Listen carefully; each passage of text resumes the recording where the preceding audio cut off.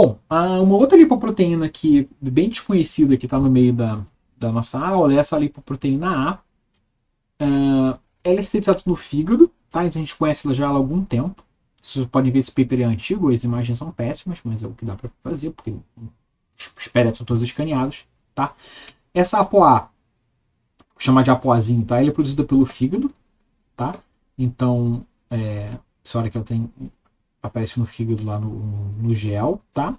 E ela tem a sua expressão induzida por ácidos graxos, tá? Então, quando você coloca esse hepatócito em presença de oleato, tá? Ácido graxo, você vê um aumento da quantidade, você vê a presença dessa lipoproteína junto com a VLDL, tá? Então, essa ApoA aparece lá na LDL em maior quantidade quando você tem presença de ácidos graxos no meio.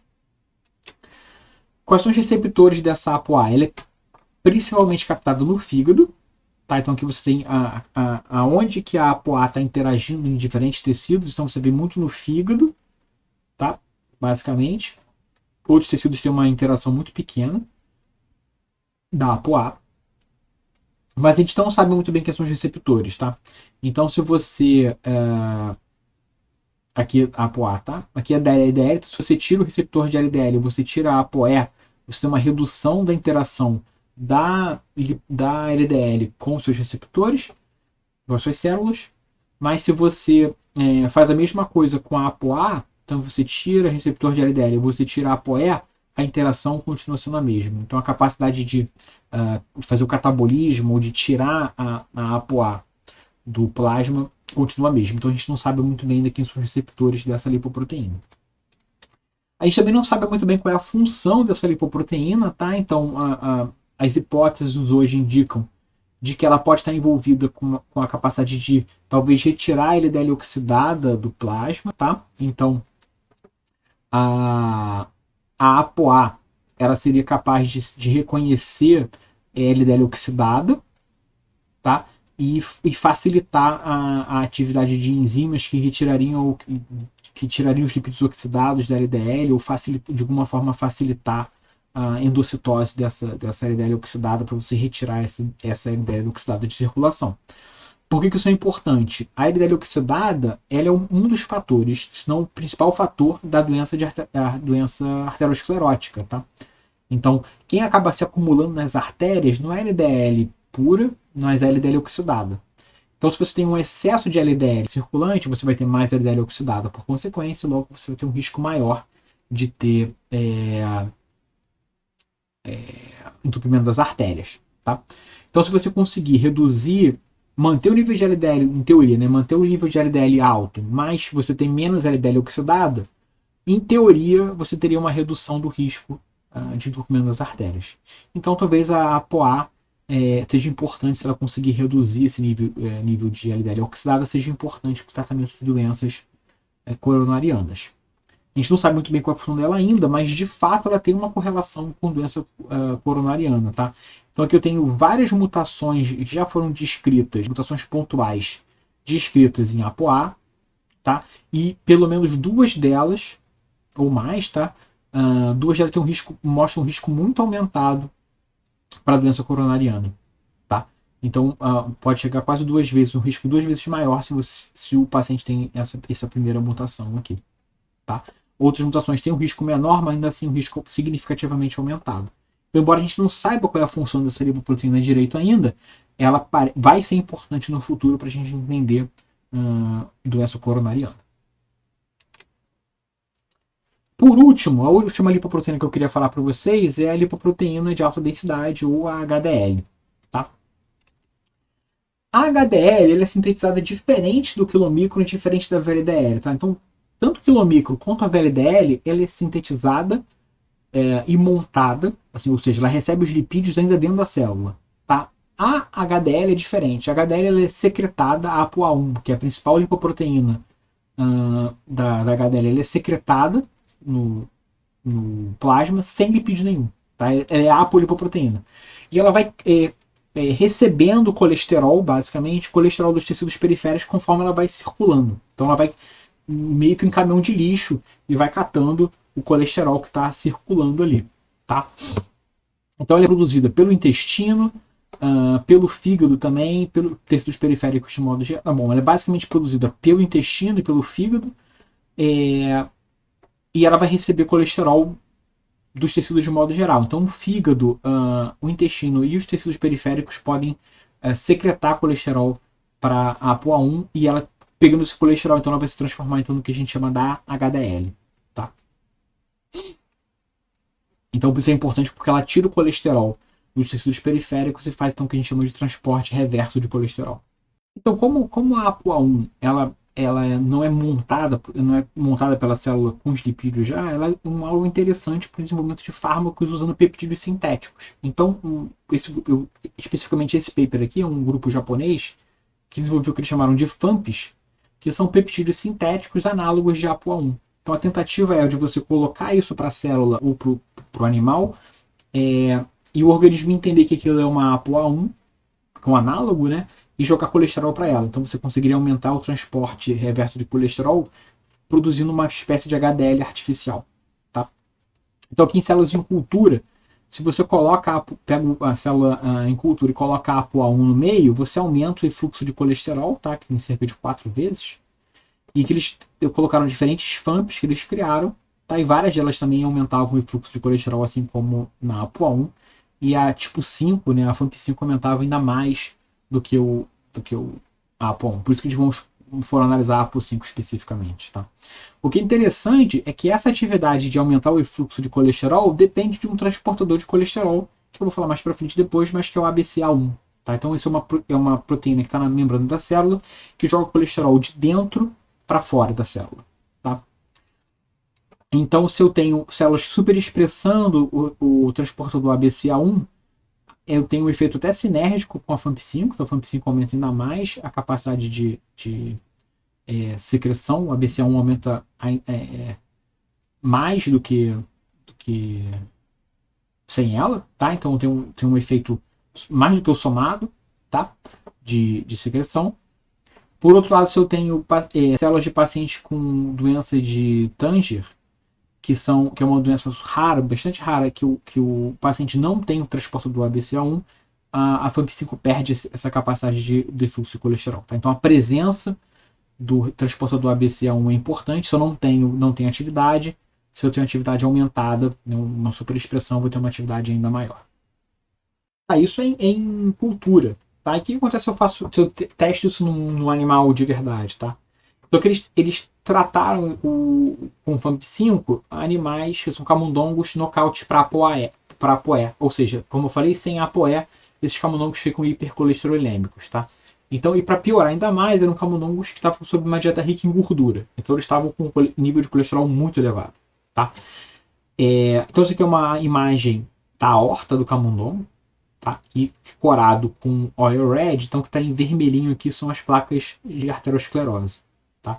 Então, como um controle sem ApoE, hipercolesterolêmico, comendo dieta rica em gordura, a artéria vai ficar toda entupida. Tá? Se eu trato com altas dosagens do FAMP5, eu tenho uma redução significativa da área afetada. Tá? Então, estou conseguindo prevenir a arteriosclerose nesse camundongo. Macrófagos desse camundongo tratado têm uma capacidade maior de fluxo de colesterol, então o transporte reverso de colesterol está aumentado. E eu tenho vários fatores inflamatórios que estão reduzidos. Então, proteína C reativa e umas citocinas atratoras de macrófago estão reduzidas quando eu tenho um tratamento com doses altas do FAMP5. E inflamação é importante para a arteriosclerose porque ela causa estresse oxidativo e você vai acabar oxidando a LDL, então você vai potencializar a chance do entupimento das artérias. Então, além da ApoA, para a síntese de colesterol, são importantes os transportadores de colesterol. Então, não adianta nada você ter a lipoproteína, a apolipoproteína presente no plasma, se as células não conseguem jogar colesterol de dentro para fora da célula. E lembrando que a HDL ela não sai pronta das células, assim como os quilomicrons e a VLDL. Tá? Então eu tenho dois transportadores que são essenciais, que é o ABCA1, que eu vou falar agora, e mais para frente eu vou falar do ABCG1. Tá? São dois transportadores de colesterol que são importantes para a montagem final da HDL. Tá? Então aqui eu tenho um camundongo nocaute, a barrinha branca, É um camundongo nocaute para BCA1, fígado específico, tá? Então por isso que é L, porque é no fígado. E eu tenho uma redução no efluxo de colesterol, tá? Então se o hepatócito que não expressa o transportador ABCA1, ele tem uma capacidade reduzida de secretar colesterol e de secretar fosfolipídios, tá? Mediante a presença da ApoA1. Tá? Então, se eu coloco a ApoA1, mas eu não tenho o ABCA1, aquela célula não consegue aumentar o efluxo de colesterol. Tá? O que acontece então se eu tenho um camundongo que não tem ABCA1, tá? Que é essa última linha aqui, então o camundongo nocaute geral, ele não tem ABCA1 em nenhum pedaço do corpo, nenhuma célula é capaz de produzir o transportador ABCA1. O que acontece com esse camundongo? Ele tem níveis baixos de colesterol, tá? O colesterol dele está reduzido. O colesterol HDL dele está mais baixo, tá? E ele tem uma quantidade menor geral de fosfolipídios. Tá aqui. E ele tem um aumento de triglicerídeos, tá? Comparado com o camundongo controle. Já que ele não consegue jogar colesterol para fora, ele acaba tendo um nível reduzido de colesterol, principalmente colesterol HDL. Tá? Então, o segundo transportador que é importante é o ABCG1. Tá? Então, se eu tenho também uma célula e eu aumento a expressão de ABCG1, eu tenho um aumento da capacidade do efluxo de colesterol. Mas eu tenho uma diferença. Tá? Enquanto o ABCA1 ele era capaz de jogar lipídio, colesterol para a polipoproteína A1, o transportador ABCG1 não tem essa capacidade. Tá? Então, se eu coloco no meio externo, tá aqui a célula superexpressão da ABCG1, e eu coloco só ApoA, ele não aumenta o fluxo de colesterol. Ele aumenta mais se eu coloco a HDL pronta. HDL, o que é HDL pronta? É a lipoproteína já com algum lipídio. Tá? Então tem uma diferença em momentos onde esses transportadores são importantes para a montagem da HDL. Se eu faço um camundongo nocaute para a BCG1, tá? Ele vai ter várias mudanças. Eu estou pegando aqui o fígado especificamente. O que eu tenho aqui? Eu tenho a barrinha preta, tá? Um tom preto assim aqui, que está mais preto que aqui. Essa barrinha cinza escura é o camundongo nocaute, tá? Então, se eu dou uma dieta rica em gordura e rica em açúcar para esses camundongos, o que acontece quando tem um camundongo nocaute para BCG1? Eu tenho um acúmulo de colesterol, tá? Então o fígado desse camundongo não consegue jogar colesterol para fora, o colesterol fica acumulado. Eu tenho um aumento de colesterol éster, eu tenho um excesso de triglicerídeos e eu tenho um excesso de fosfolipídios, tá? Sem esse transportador, como as células não conseguem jogar colesterol para fora, o colesterol acaba ficando acumulado, tá? Então eu tenho um aumento de lipídios no fígado de modo geral. Por outro lado, se eu faço uma superexpressão do receptor ABCG1, aumento a atividade dele, eu tenho então um camundongo com menos colesterol éster e com menos fosfolipídio acumulado no fígado. Tá? Então, como é que funciona a conversa entre ABCA1 e ABCG1? Tá? Aqui eu tenho camundongos nocautes para esses dois genes separadamente. Tá? Então isso aqui vai ser importante para a gente ver como é que é a ordem que eles trabalham juntos. Tá? Quando eu tenho camundongos sem ABCG1, tá? Eu pego o macrófago desse camundongo e dou HDL para ele não consegue jogar colesterol para fora. Colesterol para fora, tá? Agora, se ele não tem ABCG1, tá? E eu coloco ApoA1 para ele consegue jogar colesterol para fora. Por outro lado, se ele não tem ABCA1, se eu dou HDL para ele consegue jogar colesterol para fora. Agora, se ele não tem ABCA1 e eu dou ApoA1 para ele não consegue jogar colesterol para fora, tá? Por que tem essa diferença? Quando ele não tem ABCG1, aqui no caso ele ainda tem ABCA1, tá? Então ele consegue jogar para APRO1, mas não consegue jogar para HDL. Por outro lado, quando eu tiro a ABCA1, mas ele tem a ABCG1, ele consegue jogar para HDL, mas não consegue jogar para APOA1. Tá? Então, quando a montagem da HDL do lado de fora funciona da seguinte forma: as células produzem a polipoproteína A1, tá? Quando ela não tem lipídio nenhum do lado nela ainda, ela é só a polipoproteína, só o ABC-A1 consegue jogar lipídio para ela. Tá? Então ela vai ganhando algum lipídio, se transforma numa HDL, e a partir daí a ApoA1 não consegue mais interagir com ela direito, e só a ABC-G1 consegue interagir. Então você tem uma diferença de ordem nesses receptores para você conseguir formar a lipoproteína final. Então primeiro ela recebe, a apolipoproteína recebe lipídio do transportador ABC-A1. Quando ela carrega mais lipídio, já está mais gordinha, está com um pouco mais de lipídio, ela consegue interagir com a ABC-G1 e então consegue receber mais lipídio dali. Então tem uma ordem de onde estão vindo os lipídios dependendo da história daquela lipoproteína. Uma outra lipoproteína importante é a ApoM, tá? Então se você faz a célula de expressão, se tem uma célula que expressa a ApoM, você tem um aumento do tamanho das partículas de HDL, que diz que então que de alguma forma essa ApoM está se associando com a ApoA1 na montagem da HDL, tá? Então se você está olhando aqui, o que interessa para a gente são o losango e a bolinha cinza, então dá para ver que nas frações para a esquerda são lipoproteínas maiores, tá? Então você vê mais lipídio presente aqui nos losangos e nas linhas cinzas, e dá para ver isso bem no colesterol aqui. Então você tem mais células, mais lipoproteínas maiores, tá? Na presença de ApoM. Então, assim, qual é o esquema que se desenha, tá? Então você tem a expressão de ApoA1 pelo intestino e pelo fígado. Ela vai receber, então, primeiramente lipídios da ABC-A1, tá? Então vai ser uma lipoproteína com pouco lipídio, tá? Então ela vai recebendo lipídios desses transportadores primeiramente, vai se transformar ali numa pré-HDL, vai receber mais fosfolipídios, tá? E vai se tornar aqui uma HDL. E aí a partir daí então ela consegue receber lipídios da ABC-G1, tá? Então dependendo da quantidade de lipídios que ela vai recebendo, ela vai ter um certo tamanho.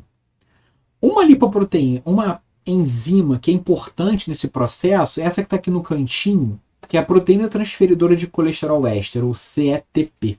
O que essa lipoproteína faz? Ela transporta colesterol, tá, da HDL para LDL. Tá? Então ela transporta colesterol de quem tem ApoA para quem tem ApoB. Tá? Então ela pega colesterol éster, por isso que ela tem esse nome, da HDL e joga para LDL, e em troca dá triglicerídeo da VLDL para HDL. Por que essa proteína é ruim? Tá? Porque ela está tirando do transporte reverso de colesterol, que seria uma coisa boa, do colesterol bom, entre aspas, e está dando colesterol para o colesterol ruim, para LDL. Então ela está aumentando o seu nível de colesterol ruim e diminuindo o nível de colesterol bom. Por que eu estou falando entre aspas? Porque o colesterol é um só. A gente fala colesterol bom e colesterol ruim, onde o colesterol está, no final das contas. Mas a molécula de colesterol é a mesma. Essa proteína é tão importante, tem vários, não tem nenhum fármaco aprovado ainda, mas tem vários fármacos tentando inibir a atividade dessa proteína. Várias indústrias farmacêuticas atrás de uma forma de inibir. Porque você conseguiria então diminuir os níveis de LDL e aumentar os níveis de HDL, então você conseguiria reduzir o risco arteriosclerótico do paciente. Isso é tão importante que os camundongos não têm CEPT. Então os níveis de HDL deles é muito mais alto que o nível de HDL. Então para você trabalhar com camundongo pensando em hipercolesterolemia, se você simplesmente dá uma dieta rica em gordura para o camundongo, às vezes não é o suficiente para você ter um camundongo com arteriosclerose. Tá? Você precisa ter um camundongo nocaute para ApoE, ou superexpressão dessa enzima humana. E aí você vai conseguir reproduzir em camundongo que a gente vê em mamífero. Então camundongo não é um bom modelo para trabalhar com hipercolesterolemia, pelo menos ele sozinho. Tá? Uma outra proteína importante é a proteína transferidora de fosfolipídios. Tá? Por que essa proteína é importante? Fosfolipídios são importantes para a montagem da lipoproteína. Então lembra, se você tiver só a ApoA1 recebendo um monte de colesterol, mas não receber fosfolipídio, ela não vai conseguir virar uma HDL, porque tem um limite que aquele negócio vai ser solúvel, tá? Chega uma hora que a ApoA1 vai estar com um monte de colesterol e ela não vai estar mais solúvel no citoplasma, no plasma. Então ela vai precisar receber fosfolipídios ali. Então essa lipoproteína também é importante para o metabolismo da HDL, tá?